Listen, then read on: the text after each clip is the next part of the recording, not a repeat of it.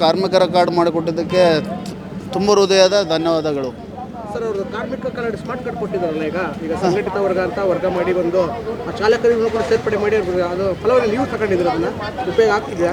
ಇನ್ಮೇಲೆ ತೊಗೋಬೇಕು ಸರ್. ಈಗ ಇನ್ಮೇಲೆ ತೊಗೋಬೇಕು, ಇನ್ನೂ ತೊಗೊಂಡಿಲ್ಲ, ತೊಗೋಬೇಕು. ಆಟೋ ಚಾಲಕರು ಒಂದು ವರ್ಗಕ್ಕೆ ಸೇರಿದ್ದು ಖುಷಿ ಆಯ್ತಾ ನಿಮಗೆ? ಸೇರಿಸಿದ್ದು ಒಳ್ಳೇದಾಗಿದೆ ಸರ್. ಯಾಕಂದರೆ ಈ ಹಿಂದೆ ಕಾರ್ಮಿಕ ಕಾರ್ಡ್ ಅಂದರೆ ಬರೀ ಕಟ್ಟಡ ಕಾರ್ಮಿಕರಿಗೆ ಇತ್ತು, ಆ ಥರ ಇತ್ತು.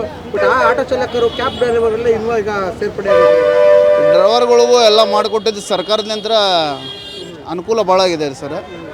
ಆದರೆ ಸಂತೋಷ್ ಲಾಡ್ ಅವ್ರು ಮಾಡ್ತಾರಂತ ಎಲ್ಲ ಆಟೋ ಸ್ಟ್ಯಾಂಡ್ಲಿಂದ ಹೇಳ್ಕೊಡೋದು.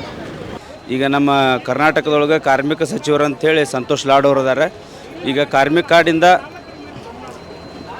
ಕಾರ್ಡಿಂದ ಭಾಳ ಅನುಕೂಲ ಐತೆ ಅಂತ ಕೇಳೀವಿ. ಆದರೆ ನಾವು ಆಟೋ ಡ್ರೈವರ್ಗಳಿಗಾಯಿತು, ಕ್ಯಾಬ್ ಡ್ರೈವರ್ಗಳಾಯಿತು, ಆಮೇಲೆ ಟೂರ್ಸ್ ಟ್ರಾವೆಲ್ಸ್ ಗಾಡಿ ಓಡಿಸೋರು ಡ್ರೈವರ್ಗಳಿಗಾಯಿತು, ಇದರಿಂದ ಏನೇನು ಉಪಯೋಗ ಐತೆ ಅಂತ ನಮಗೆ ಅಷ್ಟು ಇನ್ನೂ ಮಾಹಿತಿ ಇಲ್ಲ. ಕೆಲವೊಬ್ರು ತಿಳಿದವ್ರ ಕಡೆಯಿಂದ ನಾವು ಅಂದ್ಕೊಂಡೇವಿ. ಇಲ್ಲ, ಅದು ಲೇಬರ್ ಕಾರ್ಡ್ ಇದ್ದರೆ ಮದುವೆಗೆ ಇಂತಿಷ್ಟ ಬರ್ತೈತಿ, ಆಮೇಲೆ ಮಕ್ಕಳ ಎಜುಕೇಷನಿಗಾಯಿತು, ಯಾವುದೇ ಒಂದು ಆಮೇಲೆ ಪ್ಲಾಟ್ ಬರ್ತಾವಂಥದ್ದು ಕೇಳಿದ್ದೀವಿ. ಅದನ್ನೆಲ್ಲ ಸಂತೋಷ್ ಲಾಡ್ ಅವರು ಯಾರ್ಯಾರಿಗೆ ಅದು ಅನ್ವಯ ಆಗುತ್ತಲ್ಲ ಅವ್ರಿಗೆಲ್ಲರಿಗೂ ಹೆಲ್ಪ್ ಮಾಡ್ಬೇಕಂತೇಳಿ ಮಾಧ್ಯಮ ಮುಖಾಂತರ ಕೇಳ್ತೇವೆ.